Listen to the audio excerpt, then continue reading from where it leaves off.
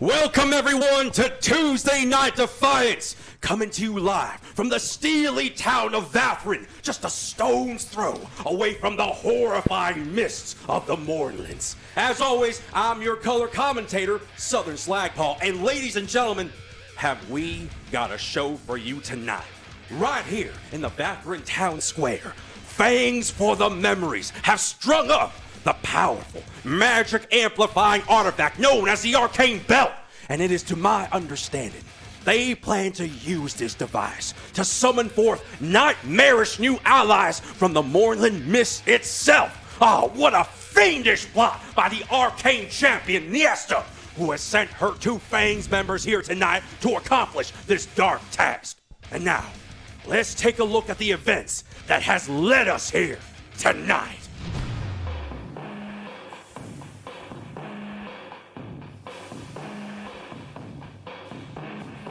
The 100-Year War is over, but now a new battle begins. A force of nature, the Mad Hermit. No man, no beast can hang in the ring with me. The Guardian of Eberron, Eleanor. I fight for love and justice. A legendary evil, Nyasta. The least you can do is look me in the eyes. The monster incarnate, Razor High. You're just gonna have to know with it. The Jelly Queen, Candy Cantrip. I may not have any guts, but I have plenty of courage. Join us now as the quest for Eberron's most powerful wrestling league begins. It's time for the Eternal Ring Tournament! Who will stand victorious? Welcome to Droaam Defiance Wrestling! Welcome to D&DW! 2 days ago, Zellerin, Angelica, you've been enjoying an off day, a rare off day in the Great Crag. You're not training today, you have no matches, you're out in your civilian clothes, you're enjoying life, you know? Well, civilian clothes meaning just more blobs for you. But Zellerin, you've been able to change out of your flower crown, you've been able to change out of ring attire, you're relaxing for once. No scheduled matches, it's a Saturday, you know? As you're going about the Great Crag, there seems to be a little more hustle and bustle than you're used to. There are actual tourists walking about your city. Now, granted, some of these tourists, namely some of the humans and elves, do have a bit of protection, right? Some bodyguards, because it's still kind of terrifying to see a war troll just walking by eating some troll sausage. You know, a little unnerving, but. People are taking selfie scribes, they're hanging out talking to the locals, and a lot of this has to do with the success of your wrestling organization. Now, Zellerin, you yourself have passed at no less than 2 or 3 children wearing your flower crowns, you know, little harpy children flapping around, you know, choke slamming their friends. Oh, that's so cute. And Angelica, you've noticed a huge uptick in gelatinous cube janitorial activity. What's a janitor? Well, basically, they've taken your cube conservation ideology to heart, and they're putting unused gelatinous cubes to work, picking up some of the refuse in the street. So now they have something to do instead of just eating adventures. They're letting them out in the street. Yeah, they're under constant supervision. Don't worry, they're not. Understood. Yeah, only All 2 right. people have been eaten, and That's great, yeah, right. that's not bad. Yeah. That's like an average Tuesday for Yeah, for Droaam, sure. right? Yeah, it's certainly within the books, so no worries on that part. Let's see here. And as you're walking about town, you notice that there seems to be a bit more wrestling merch sold at the stalls. You know, your work with D&DW has financially and economically given Droaam a noticeable boon. So congratulations. Hey! All right. I kind of like, I'm in my jelly form. I'm just like, because I see a jelly toy, or Yeah. Candy cantrip toy, That's and right. it looks like this. It's perfect. It's beautiful. Yeah, it's got the little googly eyes like- and everything. Do my eyes do that? Do they go off just two sides? I mean, like, sometimes, not always. And like my kind of like, because I kind of make eyes for myself, it kind of just like slides off to the side. I mean, like, everyone knows that you're doing your best. Thank you. Mm-hmm. You know, No. I used to be a beauty queen once. Oh, really? Yes, when I was a human. Oh, I didn't know that about you. As you guys have this conversation, there is one tourist who mistakes you from one of the regular trash Yes. gelatinous cubes and throws a cup in you and just wanders about his way. Holy! Oh my God! Excuse me! Excuse me! Well, you know what? It's quite all right. It has a bit of coffee in it still, and it's quite good. Yeah, it was nice. It's pretty nice. Yeah, pretty savory. I mean, if you're okay with it, I felt like that was pretty But now I have rude. to eject it. Please excuse me. And I just stand focused like this. And it just kind of slowly pops out the side of me. Oh, well, that was horrifying for everyone watching. Yeah. As you finish ejecting your cup, you notice that on your scriber tab, both of you receive a direct scribe from your favorite chairman of D&DW. Dugan McBain has sent both of you a personal scribe. Most of the first part of the scribe is him trying to figure out what he's even doing, right? He's complaining about someone calling him a boomer. It goes on for a little bit, right? If he didn't want anyone to complain about him being a boomer, he shouldn't be a boomer. Well, I mean, he does thank you again for rescribing his cat pictures. So that's something. Like, who doesn't want to rescribe cat pictures? They're cute. However, there are some written instructions in there for the two of you. He wishes for you to take a quick visit to the Pretty Cook Tavern. Pretty Cook? The Pretty Cook Tavern. Yeah. There is a business associate of his who he claims has a very, very important deal for you. And of course, he ends the message with, "Do it! It's just good for business!" All right. It's not like we can say no to him anyway. Thought it was my day off, but Yeah, I thought we were set for today. maybe Right? they have a nice something I can digest. Not on me. No. No, unfortunately, I haven't eaten today either. Oh, would you like this cup? I can't. I absorb it. I absorb it from the side, and then I stand up, and I inject it out the other way. No. I appreciate it, but I can't digest cups. No. You don't have to. You don't need to. It's okay. Thank you very much. All right, can you just grab it? It kind of hurts. All right. Cellarin, you have noticed other gelatinous cubes making similar sounds when they process their trash, so it's very natural. This is a very natural thing that happens. I'm not around it often. Yeah, a little perturbing, right? But everyone will get used to it. They're great janitorial staff. Oh, janitor. I heard janitor like Gen. Oh, janitor. Like I thought Oh, it that was a sounds creature. epic, Yeah. right? The janitor. No, The they're janitor. janitorial. Got They're it. very, I very understand good now. janitorial staff. Yeah. One's like crawling up a building and stuff, and like just washing the walls. Anyway, so as you're making your way to the Pretty Cook, and you're passing by the tourists, and you're passing by all these kids shopping for their toys and merch, a couple of them recognize you. You've been made. You totally notice it. You know, the little, like, two little kids staring out the corner of your eye, going like, "Oh, I think that's actually Eleanor. Oh my gosh, I think it's Eleanor. And can you tell if is that Candy Cantrip or is that just another gelatinous cube? I don't know. The skull looks like it's Candy Cantrip." So they don't know what to do, right? So they're just kind of like meekly going like, should we talk to them? I don't know. I really want them to sign my merch. The bravest among them finally breaks free from the crowd. It's a little goblin kid, right? And he's got both a version of that toy, right? His is a little stained. It's fine, you know, it is what it is. And he's got a T-shirt with a little flower crown on it. Aw. He's got both. And he just sort of waddles up to you, and his bravery starts to run out a bit, and he's like, Hi there. "Hey! I put on the flower crown. It appears upon my head. Are you? Oh my gosh, it is you. Are you Eleanor? I am. And are you Candy Ketchup? Yes. Oh my gosh, can you sign my merch? Oh, I'd be honored to. And what's your name? I'm Poker. Oh, hello, Poker. And what kind of wrestling style do you like? I'm a big fan of the Elven wrestling.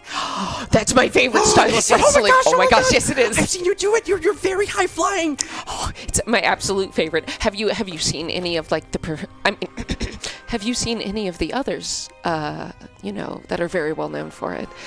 Yeah.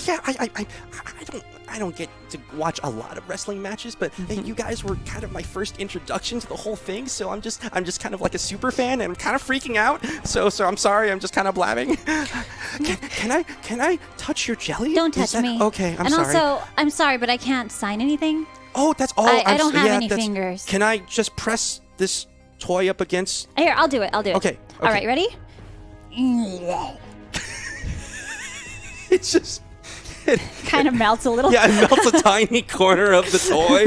And he's just so psyched. He's like, oh my gosh, my toy got melted by Candy Ketchup. Don't touch that for a while. Okay, yeah, I figured. I'm just going to hold it out this way.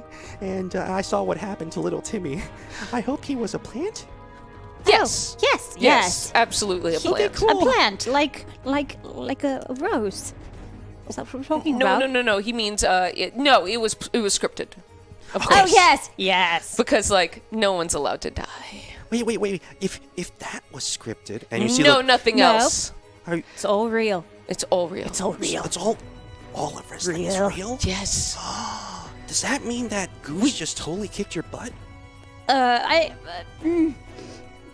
waddle away. Okay, bye. It was really nice meeting you. I actually go up to the kid and be like, yes, it's a really sore subject for her, though. Oh, okay. I mean, it's a goose after all. But he was really strong, right? Yeah. Yeah? Hey.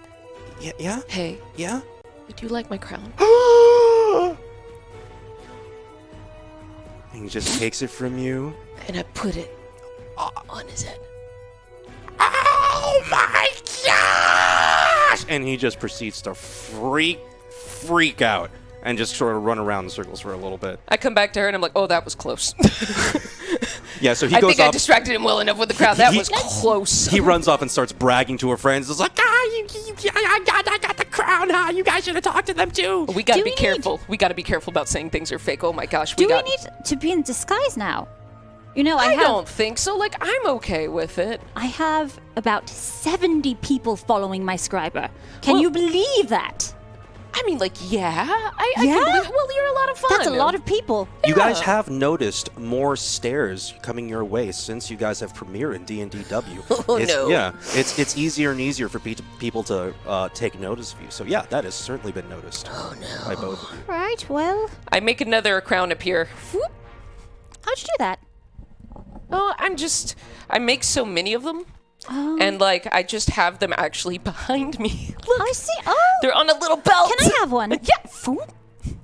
There you go. Put it on my head, but it just kind of. I guess it would just kind of. It just sort of. It bursts into flames. Well, I guess I'll have to figure out how to make a metal one for you. That's all right. I like it like this. It tastes nice. Yeah. It's not bad. And you've made it pretty much to the Pretty Cook Tavern. As you finish digesting your flower crown, the oaken doors of the Pretty Cook Tavern open before you, and within is a rowdy atmosphere. There's a couple orcs getting into a bar fight, but another harpy uses her harpy song to calm them. There's steaming plates of troll sausage as far as the eye can see. There's a massive Agrelon in the back shouting orders like, "Hey, get the troll sausage to table 4, or I'll eat you myself!" Oh, hey, ladies. Hey, Pretty Cook. Hey. Hey, welcome. Grab a table. Actually, you know what? I believe there was a customer looking for you earlier. What was that? Was it a fan or someone that could... No, not a fan. I redirect those okay. Those marks, as you guys say, right? Wink, wink. Marks? Yeah. No. Wrestling's totally real, you guys. Anyway. So, yeah. Mr. Pretty, could I please have one of those famous, what were they? centaur steaks? Oh, yeah, you want centaur kebabs, right? Yeah, Yes, yes, Yeah, please. we got plenty of I those in haven't the had back. one of those in ages. Right, the source I've gotten them from has just been a little lax on delivery, but we still got some more. Weirdly enough, these things never tend to go bad. You know, Really? it's weird. Yeah. Is it preservatives? It's some sort of weird necromantic preservative, but it's completely okay to eat. No one's died yet, I believe. Except for Harry, but Oh. but you don't mind Harry. He's a zombie, so it is what it is. Wait, you know what I'm saying? Was he a zombie before? That's a good question. Yeah, he just kind of looks ugly all day, so he could have been a zombie before, or he's just an ugly son of a bitch. Either way, no one else has died, eh? Well, I think I may stick away from them. in that case, I'll have hers as well. right, It's here, not two- like I have to watch my figure or anything. It's just It's you're a funny. cube. 'Cause I'm a cube. Because a cow. Yeah. All right. great. 2 plates of the possibly necromantic, but probably not really, centaur kebabs. Anyway, what was I saying? Oh, yeah. The Not Fan, right?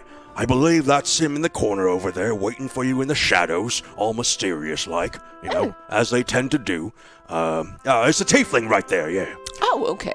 Great. And as you look in the corner, indeed, there is a finely dressed, finely robed in purple and red, gray hair, pale purple-skinned tiefling with a pair of spectacles on the bridge of his nose. He's enjoying a nice mug of mead and just hanging out. And as he sees you come in, and he gingerly waves you over at your leisure. Right. Shall we? Yeah, I think it's all right. Great. Sit down. I just bump over like this. Yeah, you clean the floor though, where you make contact. Man, you are like- so helpful. Yes, I know, right? It's great being a gelatinous cube. You're so I utilitarian. need things like bodies or No. physical connection. The skull in you buzzes a tiny bit. Oh, Travis, quiet down there. He's been awfully quiet today. It's been nice. Well, that's good. Is he normally talky? Yes, all the time. Oh. Saying things like, I hate you, why did you kill me, why are you a wrestler, I hope you die, that kind of stuff. I mean, like, whoa, hold on. If you died, wouldn't he die too, though? Oh, he's already dead. I don't think you get much deader than being a skeleton. So how's he talking to you? Hilariously don't enough, know. this conversation goes on after you've actually sat down at the table with this. Yes. tiefling. Yes. So he's just been sitting there, just kind of like, I feel like I know so much about sorry. both of you. No, it's fine. It's fine. That was something I was curious Is this a about. conversation you need to finish really quick? Oh, it's all right. We have a second. Yeah. I'm- Now I'm curious. Well, what would you like to know? I am an open book. Well, you know what? I'll ask those questions after the business part because that's really interesting. Well, allow me to introduce myself. My name is Angelica. You may call me Jelly, as all my friends do. Angelica, And- pleased to meet you.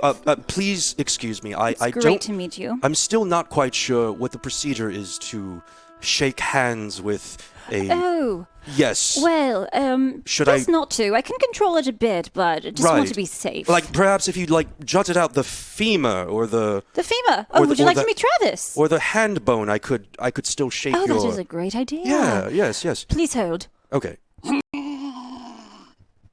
This is normal. No.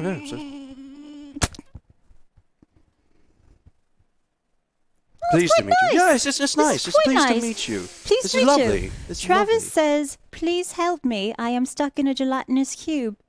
Oh, that's a very specific thing that he Yes. said to me. Well, Travis and Angelica, pleased to meet you. My name is Delight. Delight. Delight. Is that your real name? It is.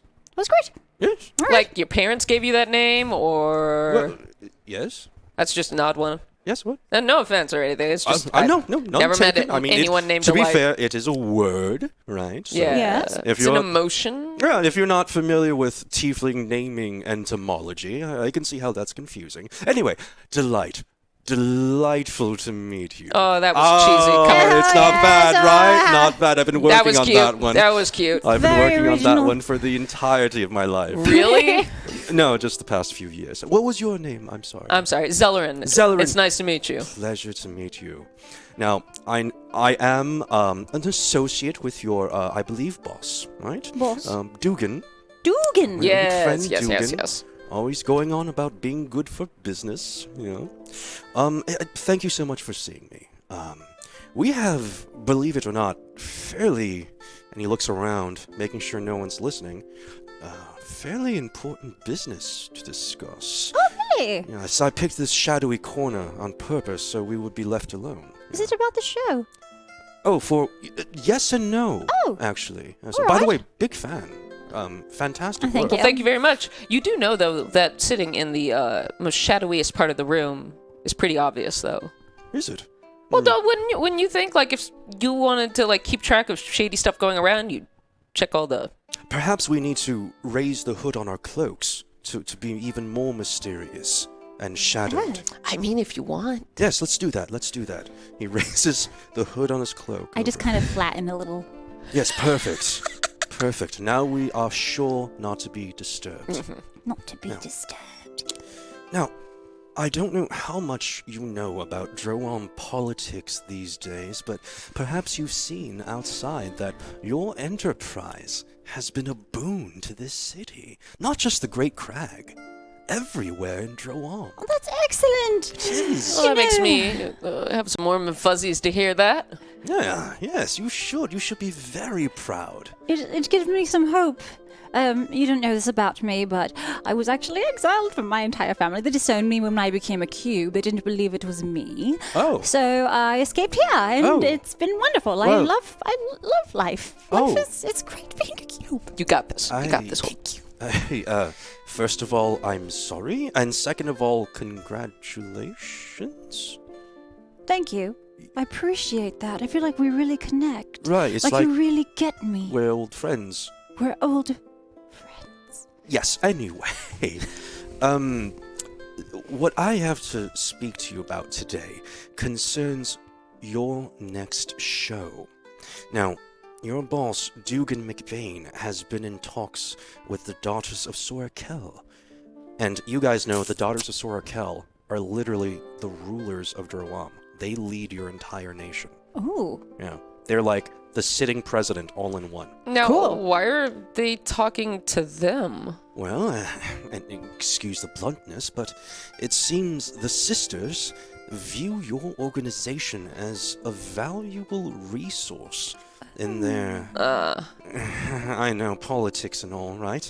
But you have to admit, an organization such as yours, bringing legitimacy and economic prosperity to this new nation Yes. is Sure. valuable.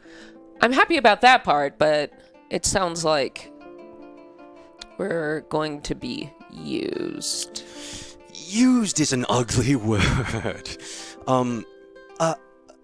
Okay, yes, you are going to be used, but, it's a very patriotic kind of used. Oh. Yes. All right. Are you familiar at all with the Moorlands? The what? Oh. One of you roll history. Okay. What do you got for history?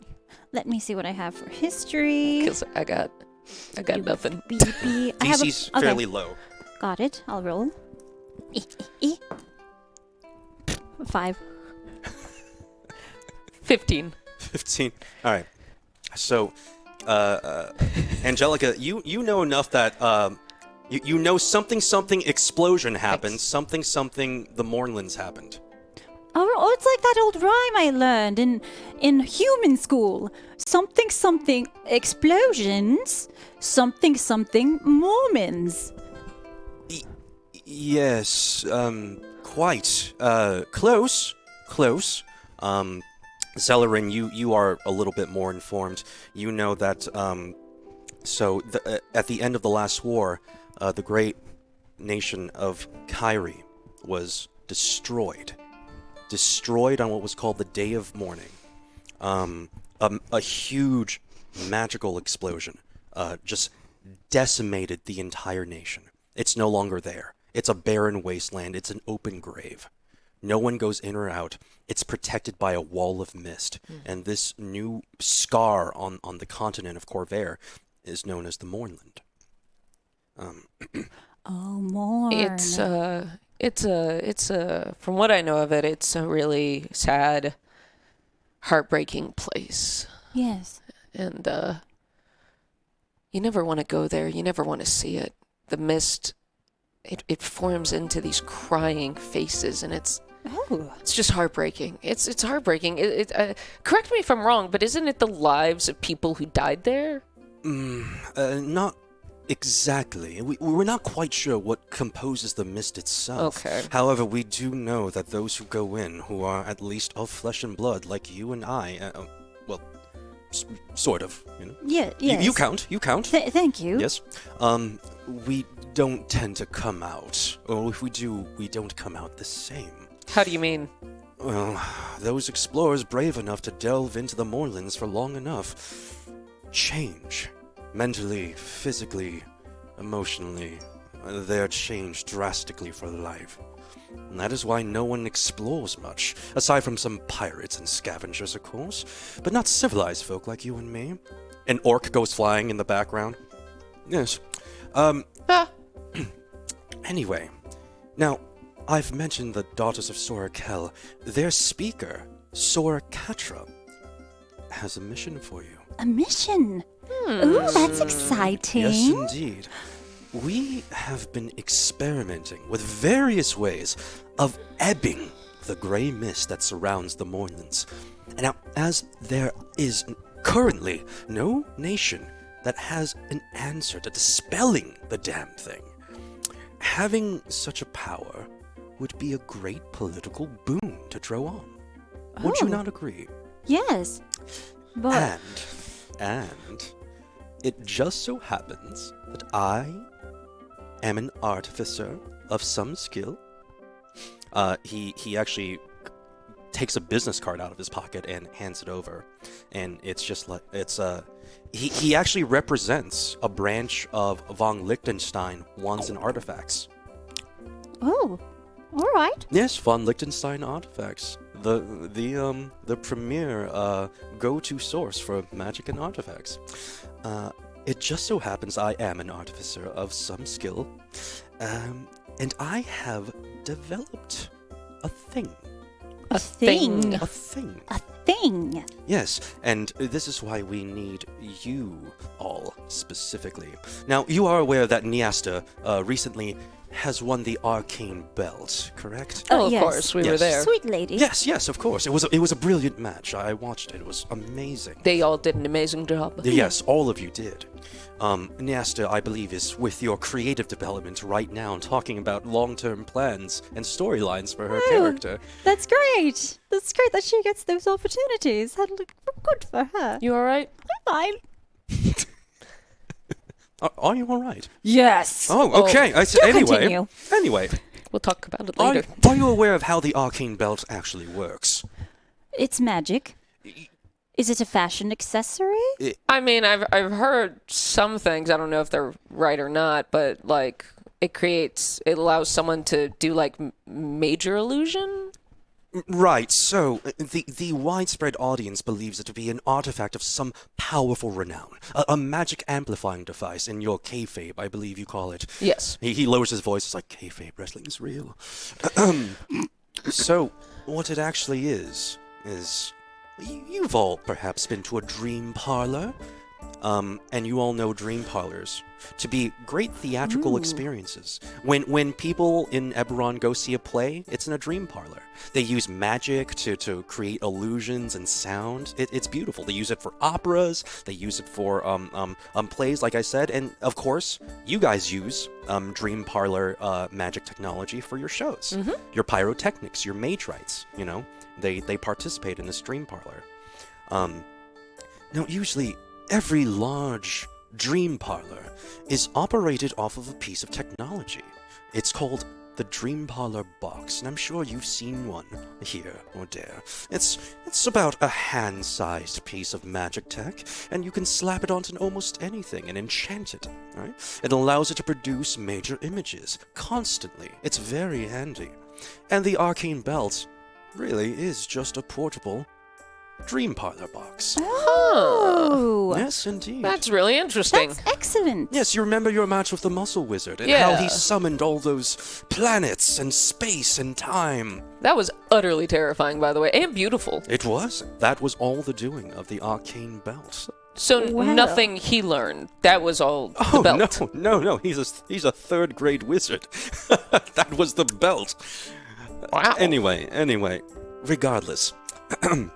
So, I won't bore you with the theoretical magical physics of it all, but we have found a way to absorb the very essence of the mist that surrounds the Moorlands itself, and to transport that into raw magic power through an amplifying device like the Arcane Belt. Now hold on, are we sure this is a good idea? Because we don't even know what that mist is. Well, that's the thing. That is why we're speaking.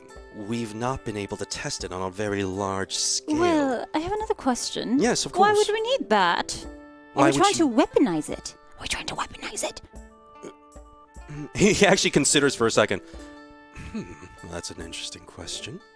I suppose you could say it will end up with some military uses, of course. But please understand, these uses will be very specified to the Moorlands themselves.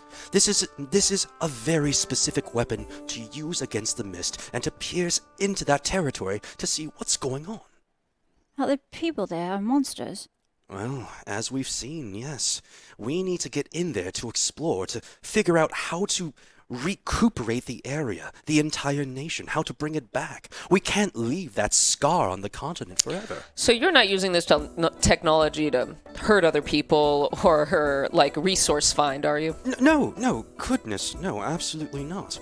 I am simply trying to help Corvair itself to get rid of the Moorlands. Now, let me tell you exactly what is going to allow this to work. And he produces something from his pocket. It looks like a small, almost plastic-looking rectangle. It's shimmering, it's purple, and it's iridescent. Ooh. Yes, it's very pretty. Don't touch it. What? It's fairly delicate. It's Right. it's in the alpha-ish process, right? This little bugger we have nicknamed the Code Zero. Right. It's the first of its kind. This is what's going to enable the Arcane Belt to not only siphon the mist itself, but to transform it into power for us to use. Think of it as an energy generation device. All right. A miniature power plant. Oh. Yes, it's There's very plants exciting. again. Quite a useful word. Plant. Now, so this is where you all come in, and in about 2 days' time, the sisters have requested that you put on one of your wrestling shows in the town of Vathirond. Now, these are a war-torn, run-down sort of people, and usually they wouldn't put up with these kind of dream parlor antics, but we have come to a sort of accord. They allow you to put on your show, and we trade them dozens of crates of By-Eshk weaponry and ore. By-Eshk ore is a specific kind of ore that's only mined in Droaam. It has low to medium magical properties, but it does seem to injure abominations and aberrations to a great degree. Right? And you can only get it in your hometown.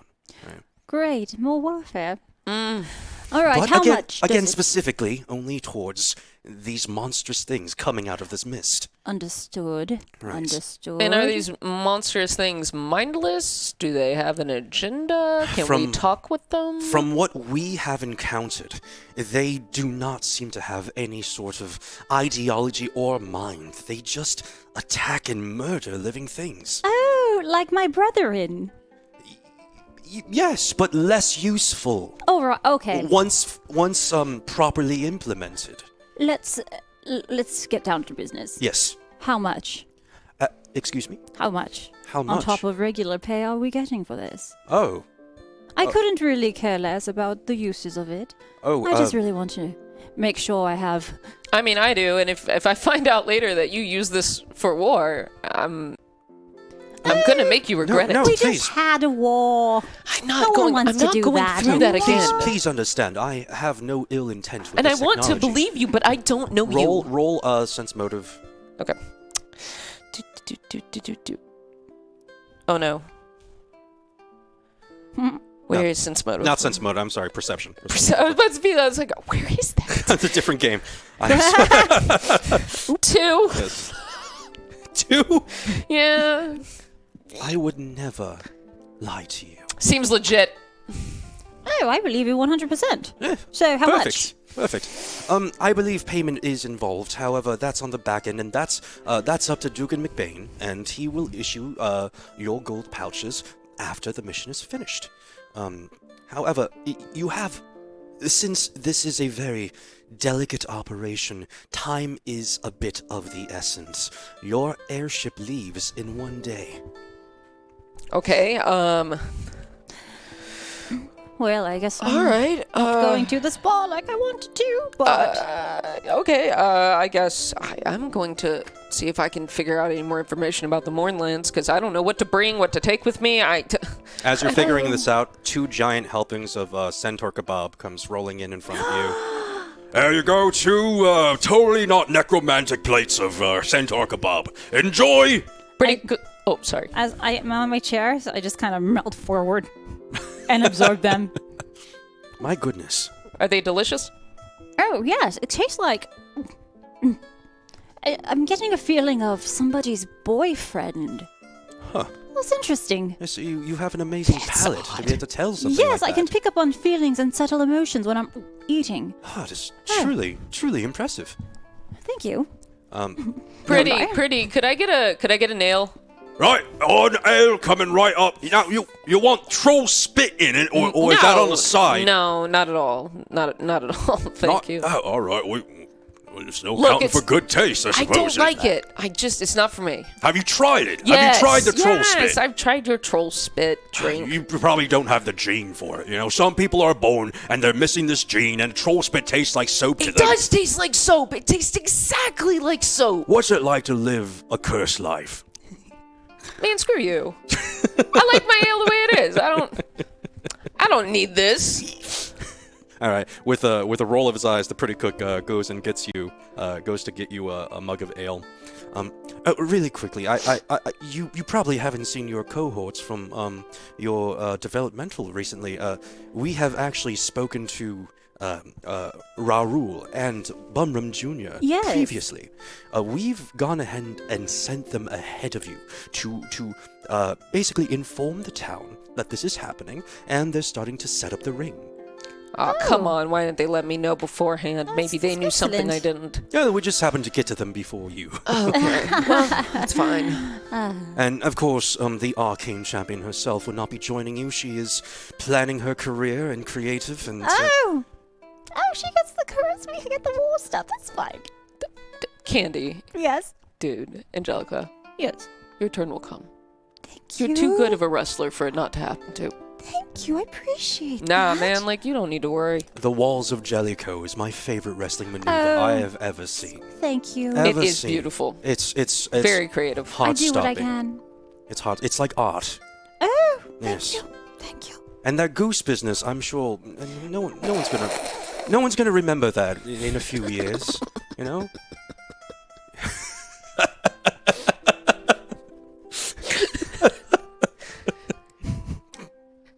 Zellerin is doing her best not to, like, laugh out loud, obviously. Just randomly in the background. Yeah, El Diablo!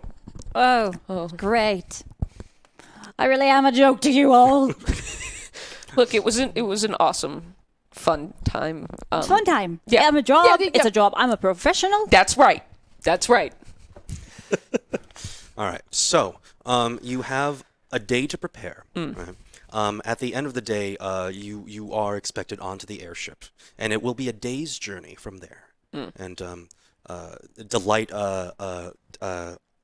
puts the chip back into his pocket, and he says, "On your way to on your way to Vathirond, perhaps figure out what do you call it? An angle or a storyline that sets you up for being there.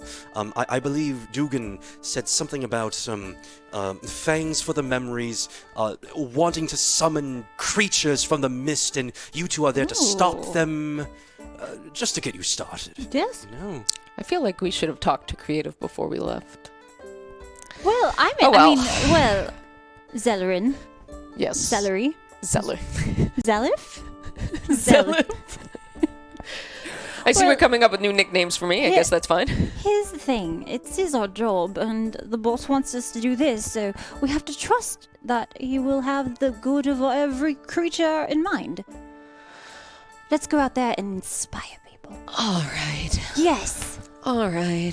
Just one last word of warning, and when I say they are war-torn, I do mean that. These are a gritty people. They've lost a lot in this war. The only reason they've allowed you to put the show up is because of the crates of weaponry and ore that we've decided to trade them. Yeah, that feels weird, I'm not gonna lie. So be sensitive. Literally everyone you're about to meet has lost a loved one to either the war, or the mist, or monsters. Then whoa. Then is it really a good idea for us to go? I mean, like, we're just going to be reminding them of what happened to their families. I think this is a great opportunity for us. We can show them that monsters are great. Monsters can be kind-hearted. Like me, I'm the kindest-hearted monster I've ever met. But sure, but like, this only happened a few years ago. This is like... Well, the wounds are still fresh. Let's put on a happy face and do our best. Yes, you could take the matter up with Soramania, and you guys know Soramania as the muscle of the Daughters of Sorakel. She's this towering night hag that just eats ogres for breakfast. Just single-handedly go snatch up a war troll and just bite its head off. You know what? No, I'm not going to deal with that. That's all right. Yes, no one wants to be eaten. No. No. No. Shut up, Travis. Giving you hell, isn't he? Oh, he's fine. He's fine. All right. So, when you're ready to take off, the airship will be waiting for you, and your compatriots will be waiting for you, hopefully, at the location of the show. Any other questions? Yes. Yes? What do you think my brain is? I'm sorry? My brain. Your brain? Yes. Like the organ? Yes, like how am I talking right now? I feel like these are things we need to talk to a necromancer about. He's gonna roll an intelligence check. That's a 4. It's not in the skull there. No, that's Travis. I ate all his organs. Oh. And his Well, perhaps skin. when you ate the brain, it's sort of just... Like magic. Right, like magic. Oh, just like, what's that called? Evaporation. Exactly like that. Yes. Exactly. You are font of Like wisdom. that. I am. Angelica. Oh, call me Jelly, you big Jelly. What's going on here? All right. Is there anything in town you would like to do before you Well, board this before we airship? leave, I need to ask him, okay, are there any foods that go bad the moment we get there? I don't know. Moorlands seems super magical, and like I feel like they can mess anything up. Yes, of course. So you don't want to actually enter the Moorlands itself. You will be on the outskirts. It's less, painfully less than a mile away from the Moorlands. Do not, under any circumstances, travel into that blasted nation. Do not set foot inside it. You will not return. All right. Understand? Okay. Keep within the town of Vathirond. Vathirond. Do not leave Vathirond. Do not go east of Vathirond. That is death. Okay. All right, those are easy enough rules to follow. Like nothing else, nothing messes with anything. No, I mean, Vathirond will be, is under fairly constant attack by those nightmarish monsters, but that's about it. Okay, cool, sweet. Got it. Yes. Anything else I can answer for you? Anything? Anything. Oh no. Well, within reason, I suppose. Well, Go. have you heard of a warlock strong enough to undo a curse that no other warlock has yet been able to undo? A warlock? Yes. Perhaps not a warlock, but I know several wizards and arcanics who could help you. Oh, really? Yes, you were just there. You sampled some of their cheeses. That was where the goose thing happened. Oh, that must be why I was so distracted. Probably, yes, but there is a famous magical academy there. I'm sure if you visited sometime, they could help you. Hey, Excellent. That's a good plan. That sounds great. Next time we're there for wrestling. Yes, next time. All right. So is there anything you'd like to accomplish in town? Anything else you'd like to ask Delight before you take off? Oh, would you please, pretty please, Yes. follow me on Scriber? At Candy Cantrip. All right. Yes, very well. Look at that selfie. I'll be in Oh, our it's- friends list. Yes, it's very impressive. You have 70 followers. Yes, 70 followers. Yes, 70. Went up Yes. 20 in just a matter of hours. Nice job. Thank you. Wait, thank you. Yes. All right. And I've scribed Oh, to you. you big oaf. Yes, I've scribed to you too. Thank Eleanor. you. I Thank see you. you have 40. That's not bad. Nah, it's okay. I don't. The whole monster with the love and justice thing. It's new. You're ahead of your time. I don't know about all that, but thank you.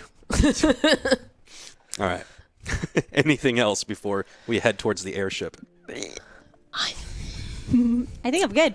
All right. Thinking, and I can't think of anything. Oh, I would just like to look around the Pretty Cook, like go upstairs and stuff, see what I find. Oh, sure. Well, the Pretty Cook is a pretty large-scale tavern. We're talking, it has its own distillery attached to it, right? It has a huge back warehouse area where they keep non-perishables. They have an inn on the second floor. It has a dozen rooms. Pretty well furnished for Droaam Inn. You have to remember, the Great Crag is a very commercial portion of Droaam. Think of it like a New York or a Los Angeles within the nation of Droaam. Are there anybody in the rooms? Yeah, I'm sure there's plenty of travelers staying overnight. All right. I would like to go buy some rope and some explosives if I can. Rope and explosives. Sure. Yeah. Well, describe explosives. I don't know. That's Maybe fairly not, vague. Maybe not as out of character. Maybe not as strong as C4, but maybe dynamite strength. All right. Well, tell you what. There around town there is plenty of rope to be had, right? All right. As wrestlers, as D&DW wrestlers, just your mage rights themselves, your backstage crew can hand you free rope, and there's rope everywhere. All right. And there is, of course, those miniature. You use them sometimes in wrestling to fake out the audience and throw it at your fellow wrestlers. They're like the mini fireball pellets. Yes. Right? So they can offer you like a couple bags of those even. All right. And each of those has up to 6 uses of the miniature fireballs. So each bag, 6 uses. Each bag, 6 uses. Sweet. And the mage right you get them from, it's like, now be careful. These aren't the prop ones. These are the ones we use for the big special effects. So don't jostle them or, bat them around or etc. Let's just say I do. What happens? Well, Like all of them. Terry, the special effects guy, scratches his head and is like, if you jostle them, there will be a fairly large explosion, and I'm not quite sure you'll survive, but hey, it's happened before. All right. Okay. Now I was just worrying about how much mortal danger I'd be in. A fair amount, yes. Okay, cool. Okay. Yeah. Same goes for you. Don't jostle the Don't fire. just, I mean, all right. I'll carry it. Don't worry about it. Got it. And whatever you do, don't let Candy hold them because of the acid. Oh, that could set them forgot off. about that sometimes. Yeah. So otherwise you're good. All right. Yeah. Fabulous. All right. So you acquire 2 pouches of 6 use each fireball pellets. 2 pouches. Yes. And you acquire let's say 200 feet of rope. All right. 200 feet. Right. All right. Shall we onto the airship? We shall. Yes. So that evening, you take your belongings and you board this large, metallic, fairly kind of jagged looking in design. It seems monstrous architects really like the pointy bits. You know, there's like a spike on the side, there's like a skull on the back of it, you know, the front of the ship has like big jaws, you know. Metal. Yeah. I like it. It's pretty brutal looking, to be honest. Oh, this is awesome. The eyes are like painted red and stuff, you know. Who? Do we? No, we don't. Do we? We don't know who like mans this. This is awesome. I want to talk to them about who did the work for it. Okay. And you see on the side there's a label. It's actually got a name. It's called the Pee-wee. The heck? What? Well, that ruined it. Completely ruined it. I'm going to go see if somebody will go rub my jelly. Oh, okay. Oh. Yeah, okay. I mean, I'm sure there are mage rights with gloves. Yes. Yeah. Usually Special like a metal nice gloves. like metal rod. They just kind of pound it into me several times over and over, about an hour and a half. Oh, okay. No, It's I really can nice. see that. I can see that. Would you like to try it? At some point, sure. All right. Yeah. There are actually massage tools made specifically out of adamantite that would hold up. Cool. All right. Would not want to be hit with that. So you guys make it onto the airship, and of course, in one of the out rolls Slagpaw from one of the compartments. Oh, Hey, how's it going, you guys? hey. Good. Hey, so they filled me in on what's happening. Kind of weird, but I guess that's the job, huh? Yeah, it's the job. Best not to question it too much. Right. So I'm here, obviously, to help you guys with the storyline setup. Wait, here we go. And the airship lifts off from the tower and starts to fly steadily east. Ooh. Do you think a gelatinous cube has ever flown before? Now? You're probably the first. I think that's... I just kind of... What are these things called Pseudopods. again? My pseudopods? Yeah. I just kind of enjoy the moment a bit. Like, Oh. look, I did something very special. Yes, very rare. And as you're traveling, over the course of this day, Slagpaw works with you on like an angle. It seems like you guys are gonna settle on some sort of like Fangs for the Memories shtick about summoning minions from the mist, right? Now, Candy Cantrip, I can't. I'm sorry, Helenor. You got this move. It's like a beam, right? You got like this Yeah. love beam, right? What do you call If it? you want to call it that, but Some sort of magical girl love beam. it's called a crystal love beam. Yeah, okay, yes, the crystal love beam. All right, how about this? Stick with me here. How about you guys interrupt Fangs for the Memories as they're talking smack to Vathirond locals. Oof, that's going to be cringy. And you transform them into the side of good. You know, like suddenly they're there to help you defeat what comes out of the mist instead of trying to recruit them. How's that sound to you? I mean, if they're game for it. Oh yeah, no, they're professionals. They're gonna have to be. You know? All right, cool. Then yeah, no, I'm happy to do it.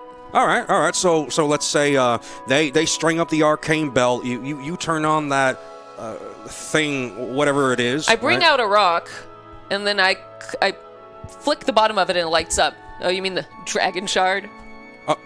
Yeah, well that, but like I was actually talking about the arcane belt. Like they gotta come out. They gotta come out and activate that thing, right? Right. So they're gonna set that thing up. They're gonna activate it. You come with your rock, right? Yeah, and yeah, you yeah. do your love crystal beam thing right in their faces, and suddenly they're mesmerizing. Oh, they're good guys for right now, all right? And as you guys are doing that, I'm sure if whatever they're planning to do with this bell is gonna work, it's gonna work in that time, right? Now, if this doesn't work, you guys just throw on a wrestling match like you usually do, but we've been told that this is 100% chance something's gonna happen. Okay. Great. We'll see what happens. Slagpaw, have you had any meetings? Meetings. Like special meetings about the future of your character or announcing? Just wondering. Well, I mean, I go to plenty of meetings, but what do you mean specifically? Like, I heard Nyasta might have some special meetings right now. Oh, yeah, she's with Creative right now. They're planning out some fun storylines to do as the Arcane Champion. It doesn't happen every day. The Muscle Wizard comes out of retirement and drops the fabled Arcane Championship belt. It's just funny how she She's the one who landed that job. She's the one that, made it kind of happen. So, like, it's okay. All right, everyone loves a good heel. You know what I'm saying? She's a pretty good heel. The audience was feeling her. For now, it's her. Don't worry. One day it'll be you. You don't have to be... Don't worry, Cantrip. I'm very happy for her. I wish her all the best.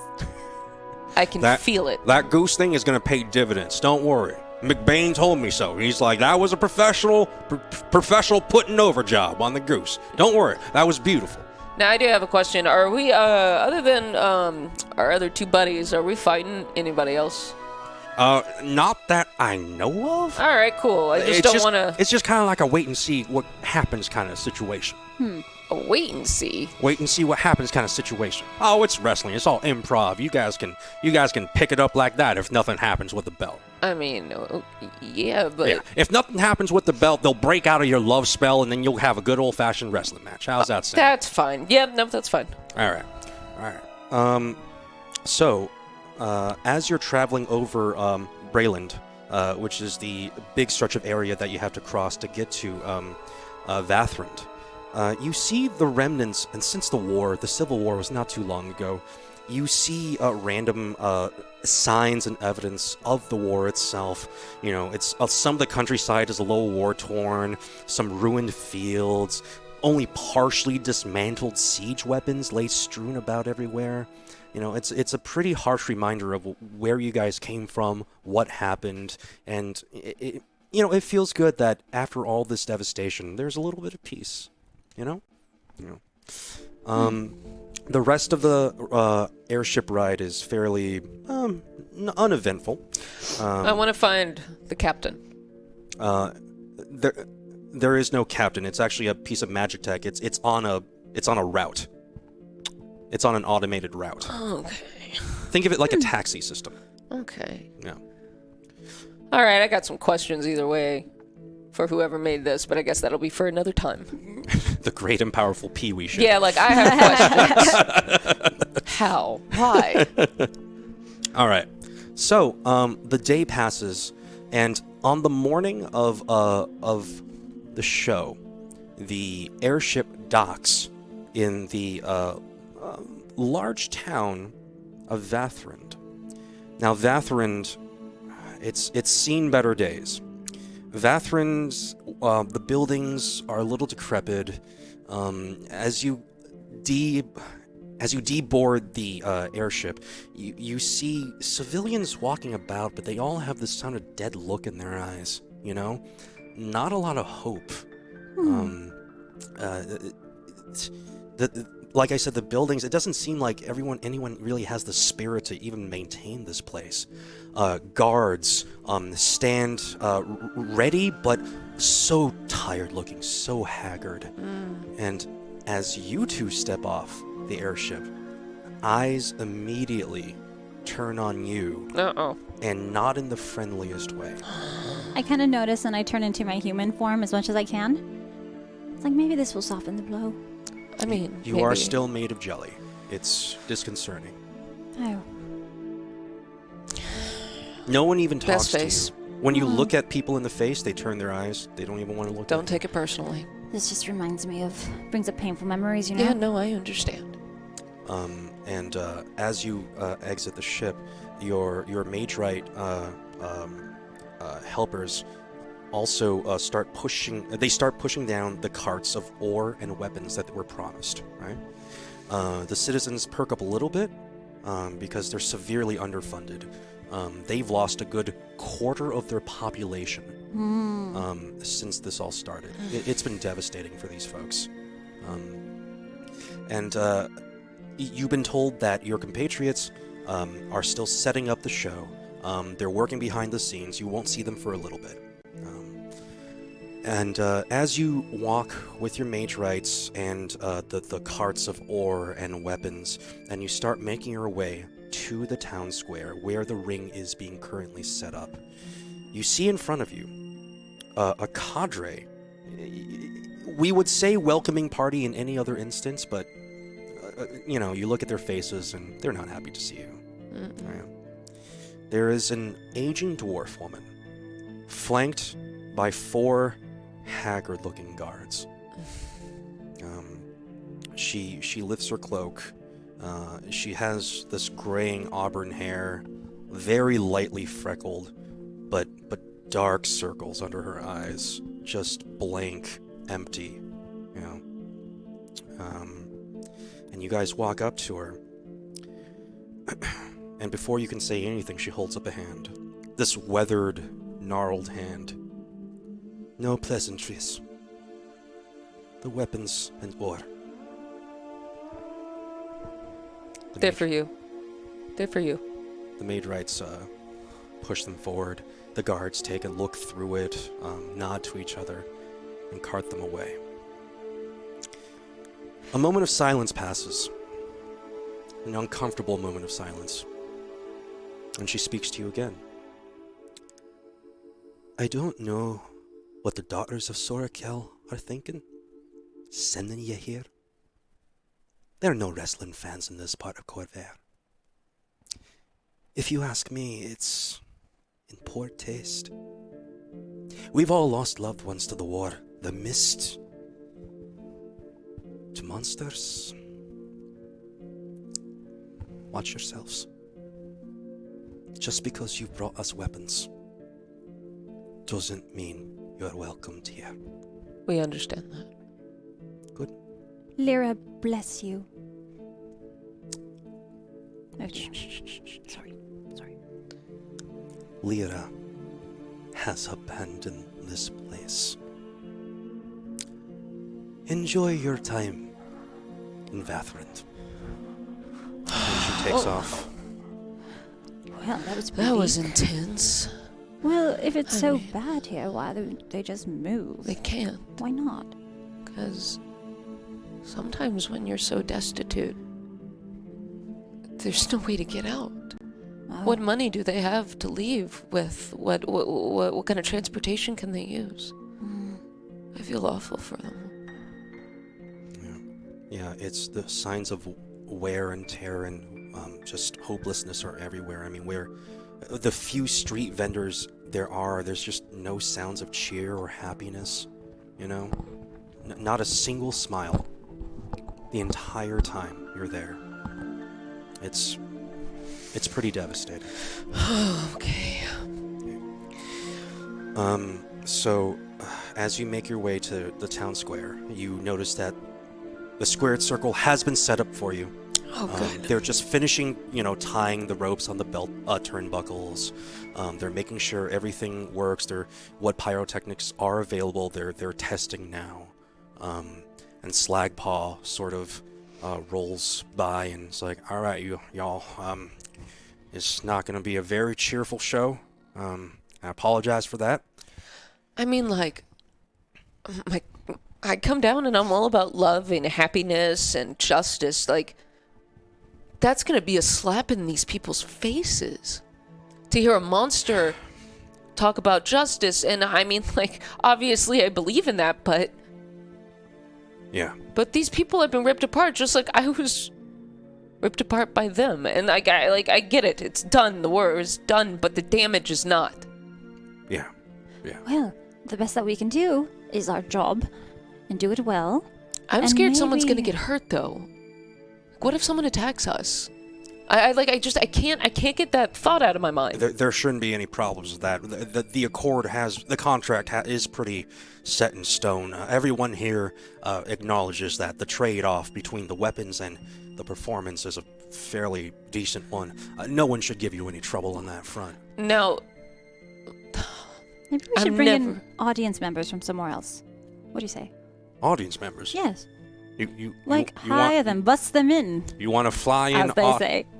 You want to fly in audience members? Yes. For tonight's show. For the team, for the show.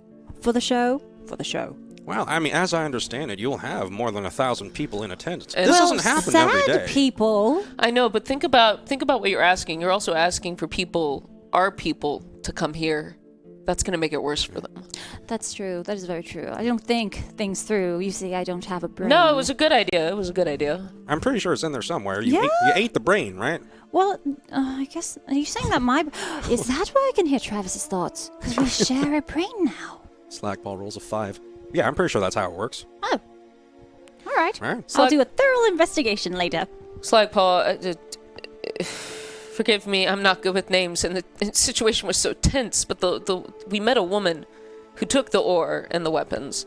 I don't remember her name. She didn't give it. I think that's the de facto mayor of this town. I didn't grab the name either. She's very upset, and she thinks this is some very poor taste. Well, to be honest with you, and off the record, please don't tell Dugan I said this. I tend to agree. I agree too. This is fairly in poor Like, taste. I'm not gonna lie, I'm very uncomfortable about doing this. The only reason we're here is to test out this device. All right. Okay. Oh, we're testing it on these people? Yeah, I don't. I mean, technically, it's not on these people. It's on the the mist. On the but- mist. We're here to help them. And as you're speaking with Slagpaw, Bumrum Jr., who has been helping set up the ring ahead of time. Yes. So, Sean, your character was sent in advance to Vathirond to basically bargain with the people there, tell them that they're going to be trading these weapons to them in exchange for putting on a show. Right? You're not quite sure what the circumstances are. You're just doing your job and you're doing what you're told. Right? You go in advance, you set up the show, you set up the ring, and then you meet up with your compatriots later and talk about the storyline. And here you are. Sorry, guys. Saw a lot of weapons. Confused, but whatever. I would have been here a little earlier, but I fell down a ladder and took 3 points of damage. Are you all right? Yeah, nothing a little the mage rights couldn't fix up, but I apologize. Terry the mage right comes by. And healed. He slinks back off into the distance. Thank you, Terry. Thanks, Terry. Mm-hmm. Great guy. So, Vathirond, the day you've been here has been a distressing, depressing place. No one smiles at you. There are no smiles, period. You haven't heard a single laugh. Every pair of eyes you've seen are just dead. And you were warned in advance. This town you're going to has suffered tremendous, tremendous losses in both the war and to the mist of the Moorlands, which are literally just a stone's throw away, less than a mile to the east. Constantly under attack by the abominations that flood out of there. You don't know why your organization asked you to put on a show here. It just seems like it's in poor taste. Do you guys have any clue why we're here? I mean, I know why we're here. I just don't agree with it. I don't like it one bit. I think it's extraordinarily, thoughtless for us to be here. But I mean, we're contracted. I'm have you been attacked yet? That's what I'm scared of. I'm scared of getting attacked because I feel like we're going to be offending these people. I don't know if it's just the general depressing vibe here, but I wouldn't deny feeling like some sort of invading force, but to be honest, I've been with staff most of the day, so I can't say I've been walking around town much. Right. You haven't been attacked. People have just given you really dirty looks. So does he know about the device for the Moorlands? He doesn't. Ah. They did not tell him. Oh. Ah. And there's this weird fog not far from here. Yeah, don't touch that. Don't get anywhere near it. Why? That's death. Oh. That's I death. didn't tell you that. That's so funny.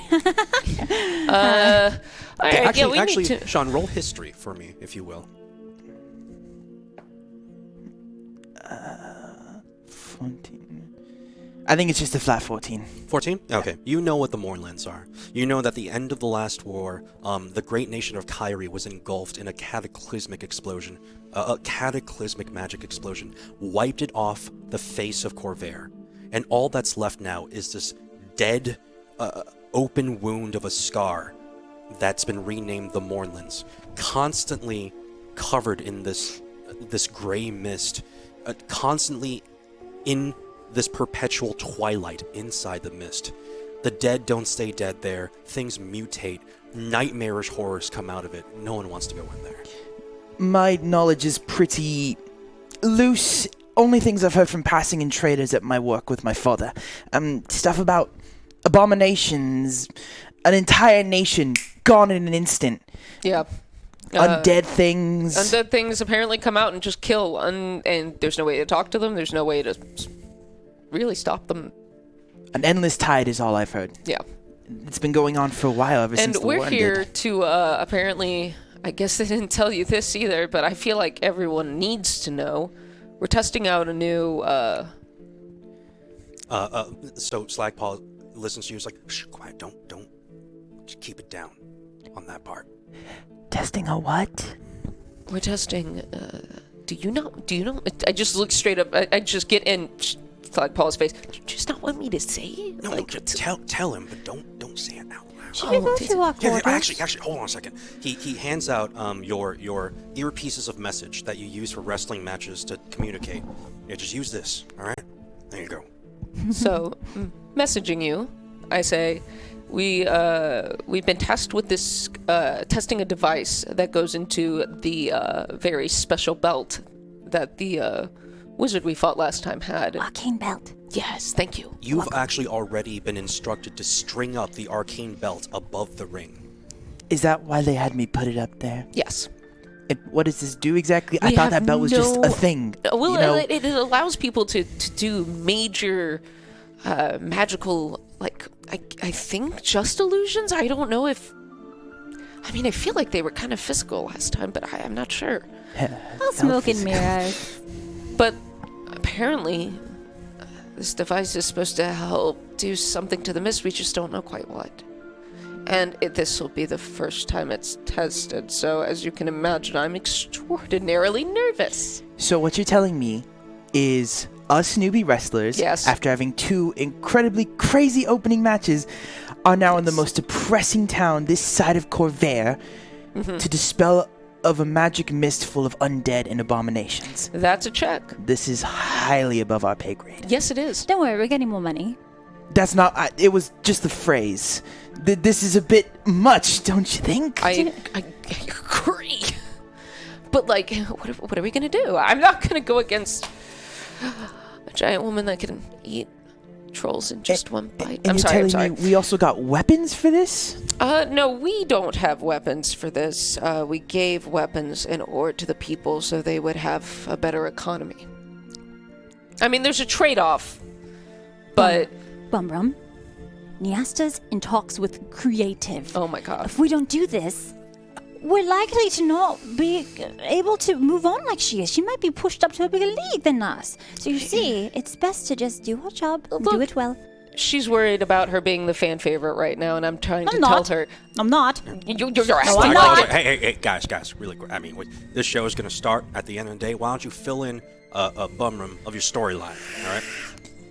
All right, so we were thinking, and if this doesn't work, we can make it work other ways, but we were thinking that it would be a really fun idea, a good idea, for me to use my crystal love beam on both of you guys, and since you guys are heels, and then it will cause you guys to feel like, yes, I can do the good thing, I can do the right thing, and then you're going to help us do the thing. You mean activate this big... Yes! Screw the fog device. You're supposed to activate it before that even happens. Oh. It's a good thing we're going down the timeline again, because I forgot some things, I guess. Your storyline is a cover to give it time to activate, as I understand. Okay, so like the love beam, let it take a little bit, fight it a bit, and then if it feels right, which I hope it does, succumb to it. I mean, nothing's really going to happen to you. As far as we know. Well, at least not from my love beam, no. But, like, from this, who knows? We could all die. Haven't even gotten a chance to talk to my dad about the merch the first time he came to my when he stole match. it? Yes! Oh, what a great dad. What a great dad. So, as the day progresses, you run through a couple spots. You come up with a backup plan just in case this belt just misfires and nothing happens. You know, something about them resisting your love beam, and then you going into a classic tag match. And if this experiment doesn't work out, you know, there's a bunch of people here who need to be entertained. That's what I'm saying. Oh, you're the GM. I just talked to Travis. He says that. That's what I'm saying, Travis. We have to do our best. I mean, yeah. Listen, Yeah, I do. This is all I have. The only thing I could do is be good at my job, so I'm going to focus on that. All right? That's a good attitude. Thank you. All right. Now, Razorhide is somewhere around here. I'm not sure he's finished with his job yet, but if worse comes to worse, we'll just have to put Mad Hermit up there, and he's gonna have to cut that promo. Now, Bumrum, I know this is gonna suck, but you're gonna have to cut a heel promo on these folks. Oh, this is definitely Razorhide's territory. Do we have security? Yeah, we got some folks. We just gave him a bunch of weapons. I'm gonna get stabbed. I think that's a fair worry. Like, in all honesty, that's fair. Right. Well, they should be well aware that is not in the contract, and the weapons are congruent to this show being put on and finished. So again, you should not have that problem. But just keep that in mind. Slagpaw, I can do it. You cut a heel promo? But your face. That's true. I mean, like, you can turn heel, but Use me. I'm really good at my job. Oh gosh. Like, but how worried are you about Nyasta? Oh, I'm not worried. Who said I'm worried? It's fine. It's fine. It's fine. Okay. All right. Now. All right. So, Bumrum, you got any ideas about what kind of promo you want to cut on these people? Don't make it too savage, but you can't be a good guy. You know what I'm saying? Like, the whole storyline is you're using that arcane belt to literally summon evil allies from the mist. Ooh, never mind. That's all you, fam. So not only am I cutting a promo against these people, I'm also threatening them with the thing that kills their children every night. All five of his paws curl up like, yes. Don't be silly. There are no children here anymore. Oh, my. You see, like, one child Lyra. staring off vacantly in the street. Oh, look, it's the last one. They haven't gotten them yet, but obviously they are tonight when I summon them. Wait. So is the summoning going to be from the belt, or are we summoning... We have no idea. Wait. Who's doing the summoning? Who's doing the actual summoning? Well, no. Hell, Zellerin, that's the storyline. The storyline is they're going to try to summon. Okay, you had me so things. confused. Now, See? that Wrestling storyline is real. That storyline is there to cover just in case that thing pulls something from the mist. I right? see what you mean now. Oh, Okay. it's so Now, clever. I thought we had a side person. My bad. They have informed me, and they promised me that just being in the range of this newly augmented artifact should empower you to fight off these monsters. All right? Now, Creative has asked me to tell you. They asked you. Not to use any weapons. Aside from the stray By-Esh steel chair that we have, Yes. you're still representing the D&DW brand. You're still wrestlers. You gotta... Can I at least actually use my claw? Yes, absolutely. By God, defend yourself. Okay. Defend yourself. But you should, in theory, be magically empowered to defend yourselves against whatever nightmare comes out of that mist. There's that word again. In theory. Yeah, this has me very worried. This is not our job. I need more money. Yeah. My concern is what's going to kill the audience. Less me. These people have nothing. Oh, look at you caring. It's kind of cute. I'm How a old heel are you? in the ring. Age is irrelevant. Oh, I know you're not a heel in real life, but still. All right, so we've got a little bit of time before the match. It starts in just a number of hours at sunset. Okay. Is there anything you would like to accomplish during that time in this? I want to play with the kid. I want to give him a present. All right. So you walk up to this child. Hello. What's your name? What's your name? Timmy. Hello, Timmy. Wait, that's the other kid. Georgie. Hello, Georgie. Hello. How are you? Please take this. This is an action figure. You like playing with toys, right? You know what playing is? You know, it's like not being sad and destitute and alone. Here you go. He takes it from you. He looks at it. Do you like it? This looks like the thing that killed my mom. Oh, your mom was killed by... No, you must be mistaken. You must be mistaken. Why would... I don't want this. Oh. Oh, I alright. take it and I go, it's okay, kid. It's alright. Well, no, I have I an kind of idea. get locked into it. The kid's gaze. Hi. I have an idea. He's just randomly crying. Oh God. Oh, good. Oh God, can I hug you? Can I hug you, kid? Would you like revenge? Because I can give you revenge. Let me help you. I turn into a cube. Yeah. Are you going to get rid of the Moorlands? Yes, we're going to help you. Well, we're going to it. Do not promise anything. No, he's got a point. Don't promise anything. Yes. What We are going the- to. Are you gonna... We're going to help. Are you gonna rescue my dad? Where's your dad? What's your dad's name? Don't He you just- say anything. He just points Just towards messaging the her. east. Stop it, stop it, stop And it, the stop it. huge gray wall of mist that you can see with your eyes. Listen up, kid. I have to go to promo against these people. All you have to do is have a positive mental attitude. And anything is possible. Take it from me.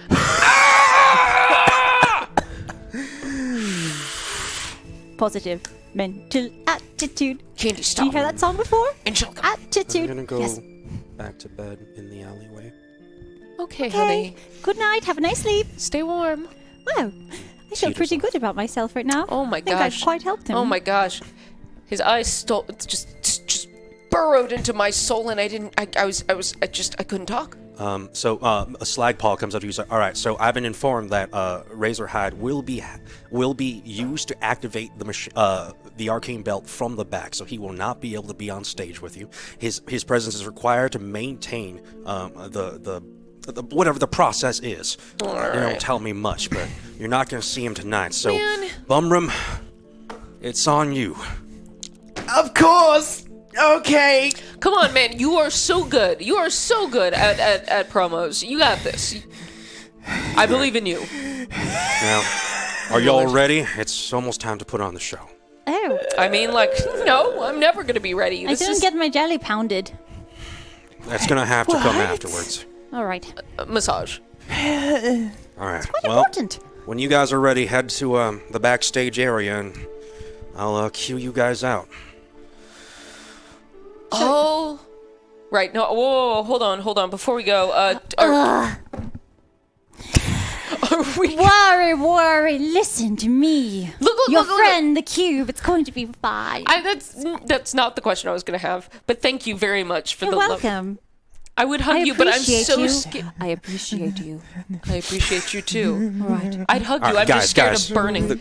Yeah, no. One Dead question though: mom. are we coming out together or separate? No. So Bumrem's going to come out first. He's going to cut his brilliant promo. That's promo. totally not going to get him stabbed. And then you two come out, interrupt him, just in case people start throwing stuff, just in case people start throwing knives. You come out, you interrupt him, all right? And you hit him with your beam, and you start the thing. Okay. Start saying. All right. All right. Y'all ready? No. Yes. Perfect. All right. Come on, You wake up. guys get backstage. We're going to do this. Stretching my wings. Not the best working conditions. No. So Got to a couple hours passes. You guys get into position. You get into costume, right? Slagpaw sets up. You hear him giving the introduction from the back, right? Something. Coming to you live from Vathirond. You know, he does the entire thing, and he gives folks the recap of how this happened. Nyasta won the arcane belt, and now they're here to summon demons from the mist, right?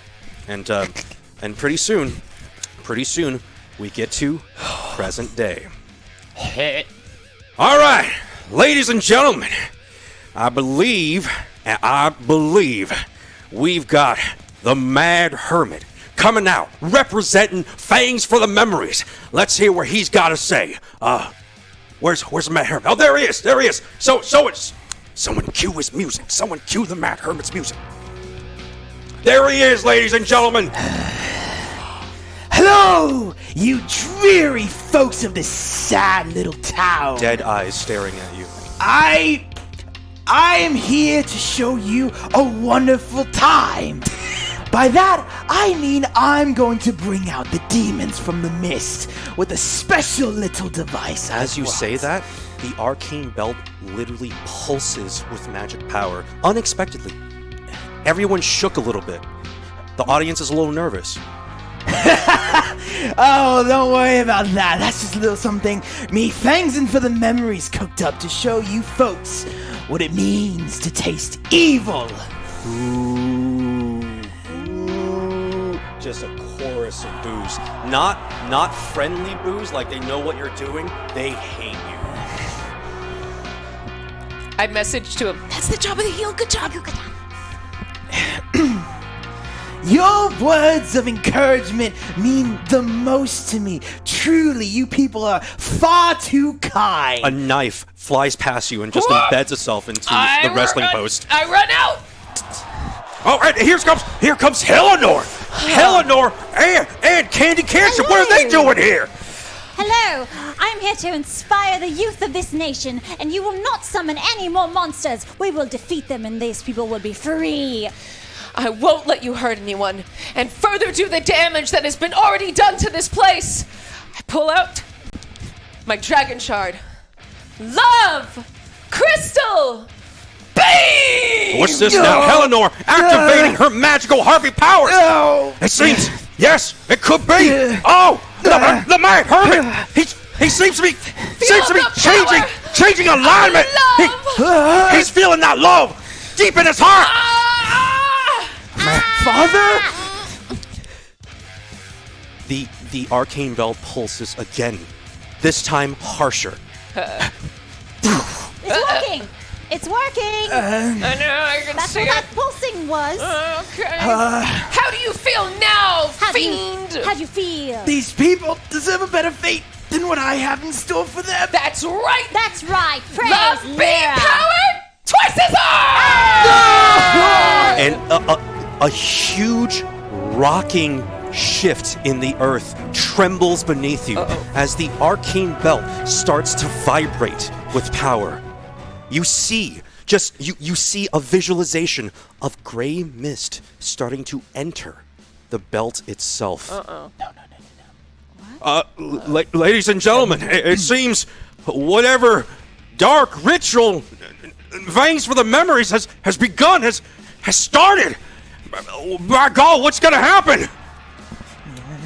The audience, you're quickly losing them. They're booing. They hate this. This is obviously not what they came to see, right? Crap. And as the audience members begin to leave, a howl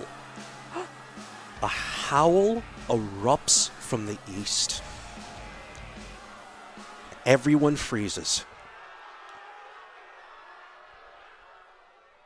In the east, you start hearing ladies and gentlemen, it seems oh my God.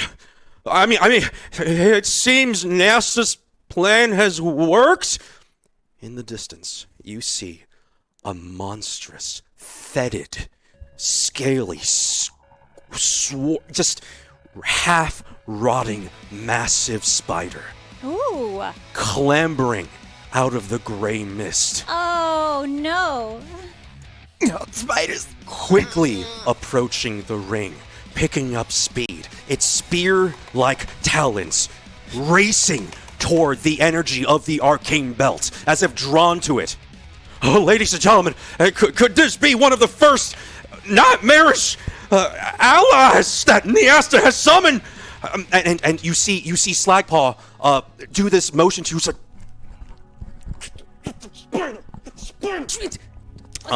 all of you roll for initiative against the spider. All right. Oh, wait, what am I doing? There you go. 15. May I borrow that pencil or a spare pencil? Does anyone have a spare pencil I can grab? Oh, thank you. 12. Who said 12, 15? 10. 15. Okay. And you were 12. 12, all right. And you're 10. Yes. Okay. What did I agree to set up?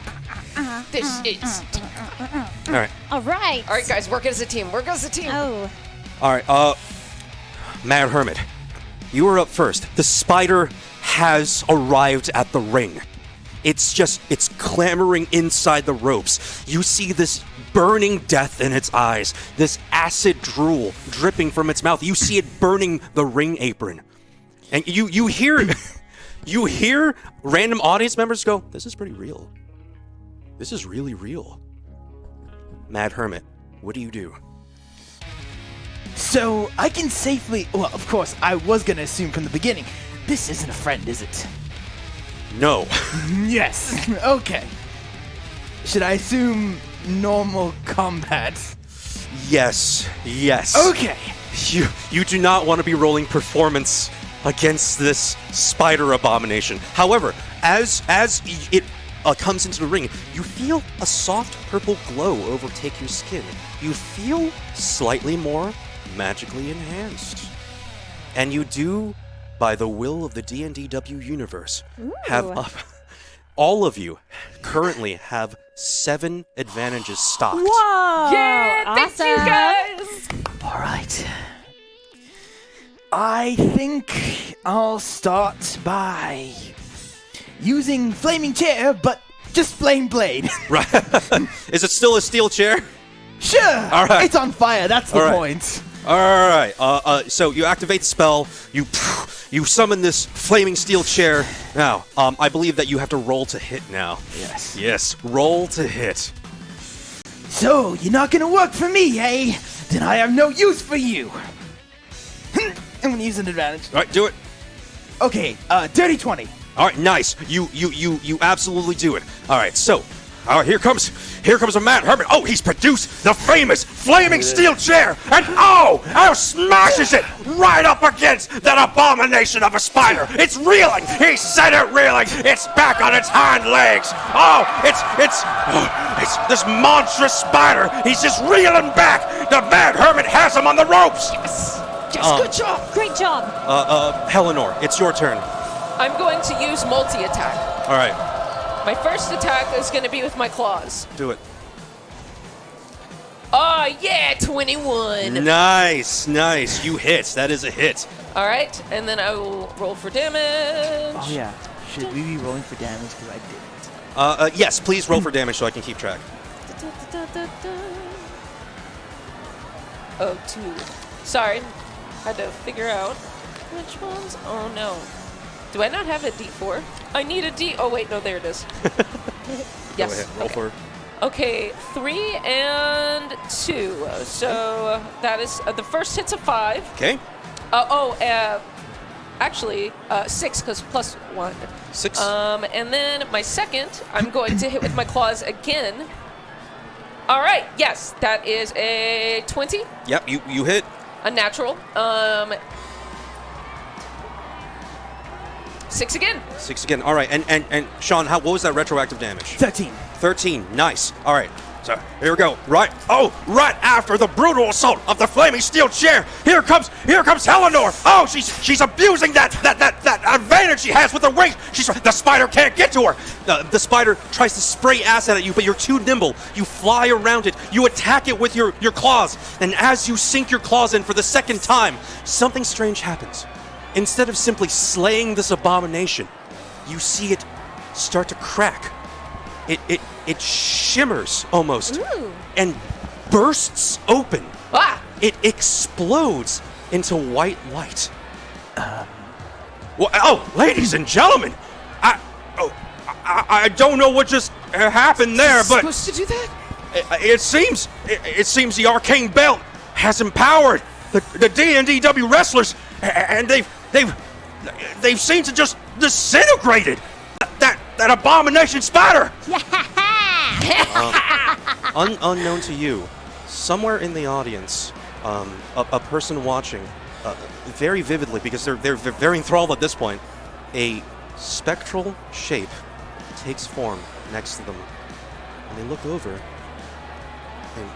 and out of the corner of your eye, you see certain audience members also with these spectral shapes that have erupted from the spider, and you see them, their face just in the shocked and like they're reaching out for them and they're saying words you can't hear them because there's people cheering and some of them are crying. Oh my gosh. One of them has fallen to their knees and they're sobbing. We freed some spirits. You think that's what happened? Yes. But unfortunately for you, you have no time because another creature has erupted from the mist.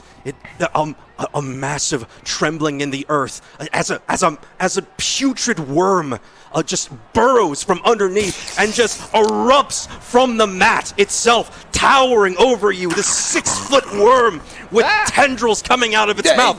Oh, ladies and gentlemen, the spider has been replaced with some sort of worm monstrosity. Candy Cantrip, it is your turn. All right. So I see him. Where is me? All right. I'm in my human form. I'm going to cast Hellish Rebuke onto the. Hellish Rebuke. I do believe you have to be damaged first, correct? Do you? Yes. Okay, that's fine. Yep. I'd like to cast Frostbite on him. It's a cantrip. So you hear Slagpaw in your message earpiece is like, yes. Remember wrestling moves, Wrestling moves, yes.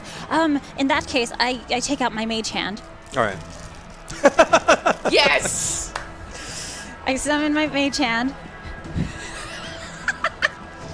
And can a mage hand bind? Generally not. They have a weight limit about 5 pounds. 10 pounds. 10? All right. Is it 10? 10. Okay, 10 pounds. All right, so I do like a cool jump over here to this side of the ring, and I do like a little flip. I'm like, yes, wrestling! And then with my mage hand, I grab the chair. A Bishek steel chair. Yes. Candy Cantrip picking up a Bishek steel chair now. Ka-dow! All right, so since you are a wrestler, you are proficient in steel chairs, and the steel chair is 1d8 plus strength. Roll to attack. Stat block.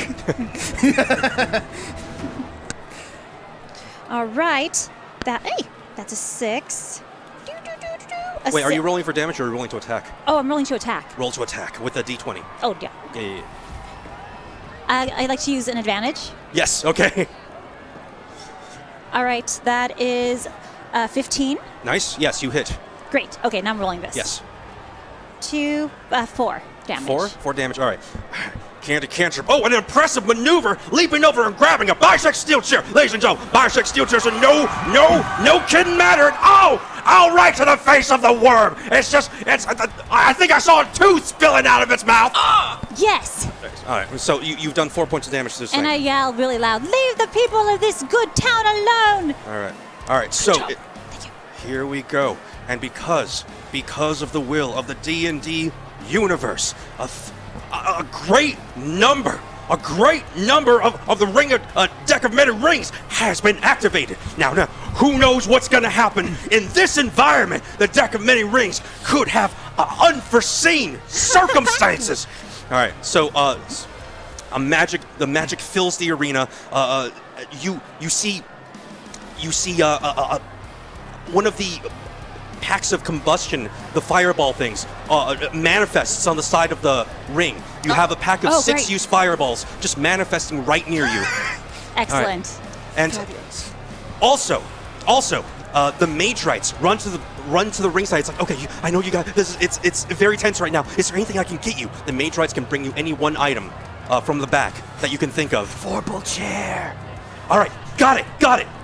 I'm gonna go get that. And he runs to the back. Also, you hear, you on your scriber tablets off to the side of the ring, you just hear members from your gym just cheering you on, just rescribing you. You can do it! You can do it! You guys gain a +2 boost. Usually it's to performance, but today it's to attack. Yeah! Excellent. The worm is going to try to attack one of you. Unfortunately, it rolls a 7. I do not believe that hits any of your ACs. No. Nope. Yes. The worm dives for you. The worm now trying to get to the Mad Hermit. Oh, he's too small. He's too nimble. The worm cannot catch him. All right. Mad Hermit, it is your turn. My turn? Yes. All right. They want to see wrestling? I grab 2 of the fireball packets and I want to clap them on Yeah. So roll to hit with the You have a +2, remember. Well, and still 7 advantages. People have been giving more. Yay! That's an 18 plus 7. Oh so yeah. Oh yeah. Yeah. You hit. Go ahead. Wait. You use both? Two. Both. Oh, and just clap it on him. Okay. Uh-oh. Well. Wow. So I'm gonna ask all of you to go ahead and make a reflex save. Yep. Mad Hermit, roll with disadvantage unless you want to use a couple of advantages. Turn it in your favor. Let's see. Do I have anything that might help with that? No. Okay. So it's like a dexterity saving throw. I was about to say. I keep saying reflex save. I'm using an advantage to get rid of disadvantage. All right, great. That's a dirty 20. Dirty 20. All right, you make it. What about you, Dirty Eleanor? 21. Excellent. I rolled a 10. I'm using an advantage. All right, using an advantage. All right, 16. All right. You guys are able to dive out of the way in time. Since you're so small, instead of using your hands, you just sort of fling it right at the worm's face, and you dive for cover. An enormous explosion rings out in the ring. Don't even roll for damage. This is enough to incinerate this thing. Yeah! The worm goes up in smoke, and again, this white mist erupts from its carcass. More audience members now. This is very clear now. You can see 6, 7, 8, Oh my 12 gosh, of them. guys. They turn to their side, and they're these. I think Angelica was right. There are these forms. There are these forms of people. It's kind of sad to think each creature had a pretty high kill count. And again, no time to dwell, because here comes another one of these monstrous things from the mist. The hag. This a lumbering night hag. Oh, but this one looks a little different, not like the ones we have in Droaam. You can see a blank, empty stare in its eyes. It's some sort of zombified night hag. All right, now, Eleanor, it is your turn. The night hag has reached its claws into the ring and just burst open, just ripped the ropes right open, and has just entered the ring. This is nothing to mess around with. I'm going right into my winged coffin. Oh, okay. I'm going to see if breathing matters to this creature. All right, so describe the sequence. I'm going to simply fly up, fly behind her, put my arm around her throat, grab with the other, and then put my wings around her body and grasp on real hard so she can't get out. All right. So go ahead and roll. I'm going to call that. You can roll that with athletics. Athletics. Okay. Yeah. That's plus. Okay, yes, that's 21. All right, fantastic. Yeah, you hit. Here comes Eleanor now. Oh, she's so agile. The night hag tried to get her, but she's got behind her. Oh, the winged coffin. The famous winged coffin, ladies and gentlemen. That night hag, if it could breathe, it would not be breathing right now.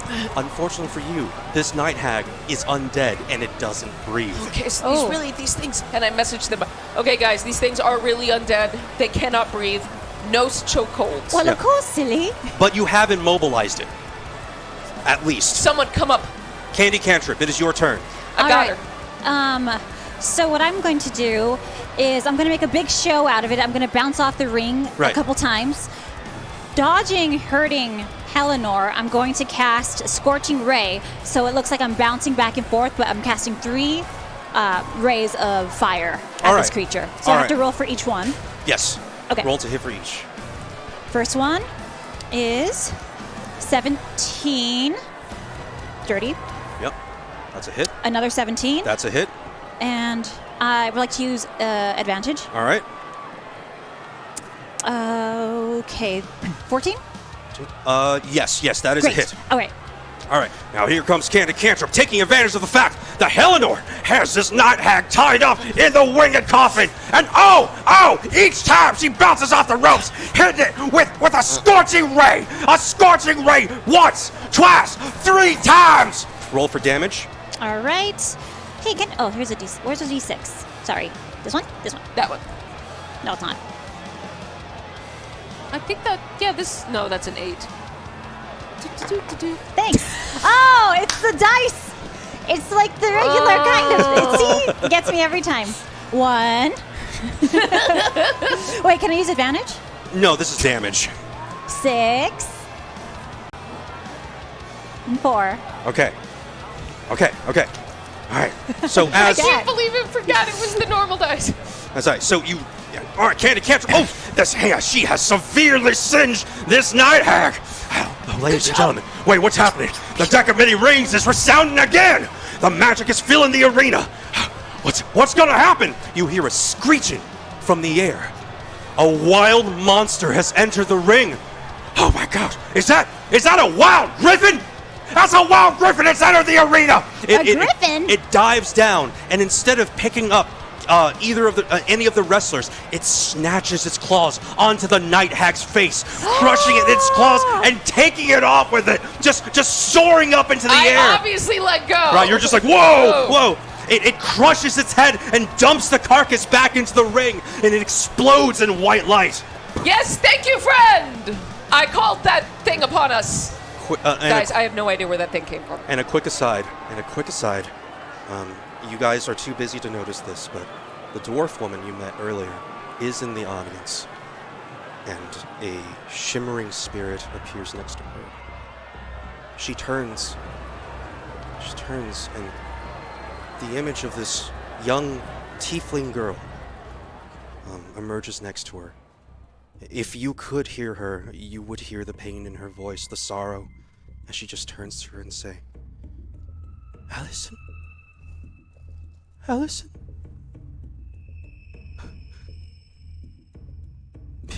The baby girl. Is that you? Oh.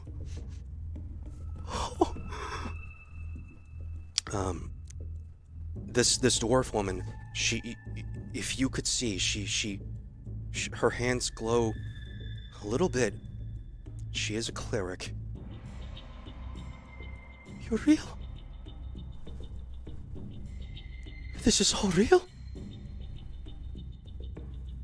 They're freeing them. They're freeing our loved ones. And that is happening off to the side. The boos have subsided. You start to hear cheers. Guys. You start to hear gratitude-filled cheers. Oh my gosh, guys, I'm gonna cry. Just raw emotion in these people's voices as they begin to loudly and voraciously cheer you in the ring. Ladies and gentlemen, what we're experiencing here tonight, this goes beyond sports entertainment. This is nothing like I've ever seen before, and oh my gosh. Oh my gosh, what's that? What is that? Off in the distance, a larger evil emerges from the mist. A tentacled horror. A writhing, fetid, tentacled horror emerges, stomps its way to the ring. My God, ladies and gentlemen, I don't even know what that is! I've never seen anything like that before! Guys, Slagpaw almost breaks character, just like, be careful! Be careful, I have no idea what that is! Okay. And it is, unfortunately, its turn. But fortunately for you, it rolls a 2. The tentacles, the multitude of tentacles on its body start slamming down into the ring where you were, just inches from your bodies. You manage to get out of the way every single time. It flicks this acidy residue off its skin, its oily skin, and you just avoid every time narrowly being burned to death by this horrible residue. All right, Sean, it is your turn. I've had enough of you, wretched creature! I'm gonna wild shape into a brown bear. Ooh. Nice. I'm gonna go for another move. All right. It's not exactly anything special. I'm gonna try and goad it to whip at me so I can grab its tentacles and slam it as hard as I can onto the ground. Okay. So what you want to do is you're going to delay an action, right? And you're going to wait for it to come at you. So you get into a stance and you use delayed action and you're ready for it. All right. So if next turn it attacks you, that move may happen. All right. So, Marcy, it is your turn. All right. All right, I think I'm going to straight up just do a finisher because if we give this thing any time, it could do severe amounts of damage. All right. It is huge, so it's going to be quite an athletics check. Okay. You have 5 advantages stored. All right, I'm going to grab it by the tops of its tentacles with my feet, and I'm going to fly up a story, fly up a second story, and then flip it in the air, grab it again by its feet, and as I'm flying down, slam it into the ground. All right. I want you to roll an attack, but use your athletics as a bonus. Okay. Oh. You have up to 5 advantages. I'm going to take an advantage. All right. Okay, 18. 18? 18. All right. Okay, good. You do it. And Sean, as this move is happening, if you wanted to hit it as it's coming down with your move, since you have a move stored, I'll allow you to do it. All right, then I'm going to go for Druidic Moonsault after she disengages. All right, cool. All right, so, All right, here comes Helenor. Oh, Helenor has grabbed one of the tentacles of this monster's horror, flying up 1 story, 2 stories, and oh, here it comes. The 12 moons drop straight down to hell. You shouldn't be here! The monster splatters to the ring, and oh, here we go. It's not finished yet. Here comes a mad hermit. Roll on athletics with advantage because it's down on the ring already. You don't have to spend an advantage, you have it. Acrobatics or athletics? Acrobatics, I'm sorry, acrobatics.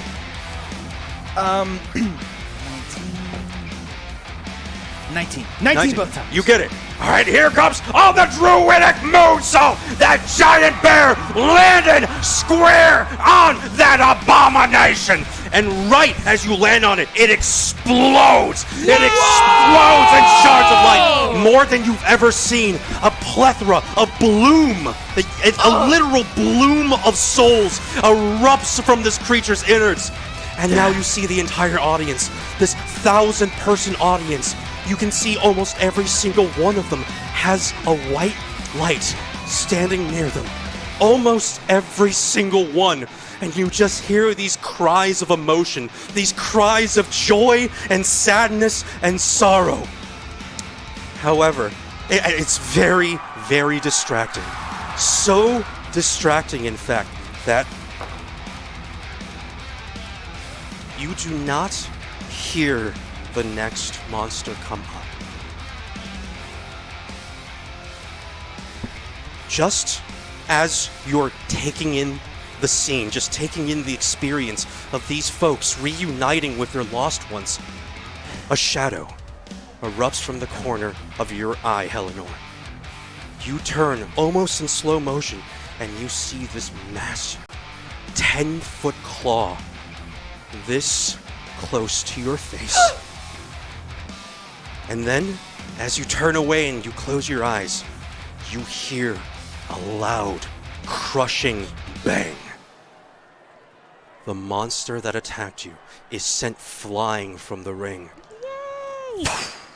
The dwarf woman stands in its place, one of the Bishek or maces in her hand, glowing a soft blue. And she just mutters under her breath, "Not while I'm still alive, you ugly son of a bitch." She exits the ring. The dismantled ring. She steps off, takes off her cloak, and you see under it shimmering, weathered, but still shimmering plate mail. Hell yeah. With just the symbol of her god right there on her shoulders. She's aged, but god damn it, she is strong. The monster now sprawled out, just outside the ring, flips back onto its feet. You see its body pulse and vibrate. You see its form grow 3 feet. Oh. 4 feet. It's literally extending itself as we speak. it shimmers and scales. It's not in the ring anymore. It's still outside. Its scales just start shedding and flaking off its body. Each scale that hits the ground starts to transform. Every scale that transforms turns into a smaller, more putrid abomination. Each about 4 to 5 feet in size. Each looks a little different from the next. All jaws and snapping and pus. It just replicates and replicates. And with just in a few breaths' time, you see hundreds. Hundreds of abominations right outside the ring. This obviously is no longer a wrestling match. However, this dwarf woman unfalteringly walks toward the horde of abominations. Whoa. I stand with her. Me too. She has her mace in hand. Lady, are you sure? Are you sure? I go for the remaining fireball bombs. All right, you have them. And I've got my 2 from earlier. She calls out to the abomination. Do ye believe, with everything we've lost, we'd run from you? I don't think so. She slams the Bishek mace on the ground, and this, for the first time, you notice all around you, the audience, the 1,000-person audience, is no longer in the stands. They flank you. Every single one of them has grabbed one of the Bishek weapons from the crates. You see a sea of glowing blue enchantments as this dwarf woman channels 2 of the advantages from the D&DW universe. The arcane belt pulses with power, and a flood of enchantment, of enchanted blades swims through the 1,000-person audience that glows and lights up the light, and that lights up the night like a huge shimmery sea. Each one of those blue lights accompanied with a white spirit. And you see even behind the dwarf woman, the tiefling with her hand on her mom's shoulder. The dwarf and the entire town raises their weapons. You remember this creature. You remember our love, our anger, and all of our sorrow. Come and get us, you ugly bastard! And the entire town rushes the abominations. All right. Yeah! They engage them quickly in combat. Each one of the civilians already battle-hardened. There is no regular civilian in this town. Each one of these is a battle-hardened veteran of the last war. They have fought abominations every day, every night that come from the mist. These do not intimidate these people. These hardened, grizzled folks, they take the fight to these things. They stab, they crush, they rip apart with their bare hands. And now, at the top of the turn, the Mad Hermit, you see the largest abomination trying its best to fight off these magic-wielding civilians. And its attention is turned away from all of you, and it's your turn. Eleanor, I need you to tell my dad something. Yes? Tell him you're gonna have to suplex him for the merch. I grab the 4 fire bombs, and I'm gonna jump and slam them on him.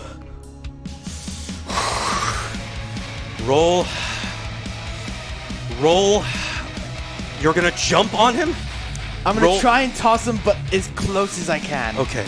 I want you to roll an attack, use your athletics as a bonus, and you have advantage. You have up to 3 advantages you can use. Can I interrupt? After he jumps out, can I come in, grab him with my legs, and float?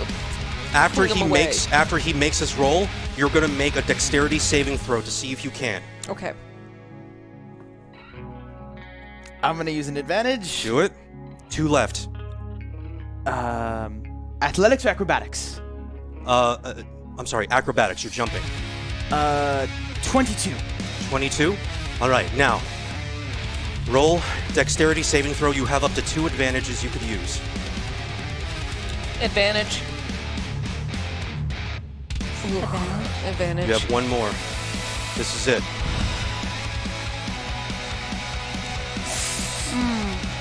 15. 15? That's just enough. Okay. That's just enough. The Mad Hermit saying under his breath, you know, hopefully you get to see your dad again. You clutch those pouches of fireball pellets and you storm through the battle. You literally Naruto run. You charge. This battle goes on around you. Civilians shearing and cutting and smashing demons. You run through legs. You run past monsters. You jump up a monster's face, and as you leap up into the sky, very clearly you see the largest abomination there is, and you are close. This is gonna be very close. You fling both pouches at this abomination, and right before the pouches go off, you feel, and you're saying your prayers, you feel Eleanor grabbing you with her talons and flying you away as a massive explosion goes off right at the monster's face. You got it right into its mouth. The entire upper torso explodes in a shower of fire, and just a torrent of souls emerges from the beast as it lays smoldering on the ground. Each of its little scalings start to smolder and just shrink and decay into the earth. Slagpaw finally gets back on the mic as the dust begins to settle, and the citizens looking around, realizing that they've won. The day is won. Ladies and gentlemen, I don't believe it. We did it. We did it! Oh, we did it! We're alive! Ladies and gentlemen, we just saved Vathirond! For real! I mean, yes, of course it was real! Wrestling is real, but we did it! We saved Vathirond! A giant cry of applause and cheers rings out! Thousands of voices! Thousands and thousands of voices! The dwarf woman, caked in mud and blood, stumbles up to you. I put my arm on her shoulder. She grabs your arm. Thank you. I believe I owe you a name. My name is Katri. Bless you. Bless you. You saved me, daughter. Allison can rest. I'd say you've made some new wrestling fans in Vathirond. We're just happy to help. You are welcomed anytime. We did it for the people. For the money and for the people. I'm so sorry you've been in so much pain. No. This is a turning point now. With these weapons. And folks like you. And whatever that was, she points to the arcane belt, that. We will be establishing permanent trade routes with you. With Droaam. Vathirond swears its allegiance to your nation. That's fine and all, but we're just really happy to help. Thank you for watching D&DW. We will see you next time on Tuesday Night Defiance. Hi, Zach. Hi, Zach. Hi.